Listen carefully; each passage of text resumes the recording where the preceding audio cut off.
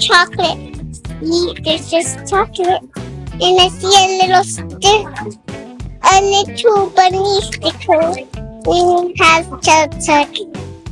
Had a Easter egg hunt. The kids got to be with their parents or whoever may have come and collect eggs from our classroom today. This is just how we are a community, and we love parent participation. We are here that we as a family are here to teach the children that everyone can work together to have fun. Like, I really do have a passion for children, having them grow and just teaching them and everything. So that was how I took the direction of becoming a teacher.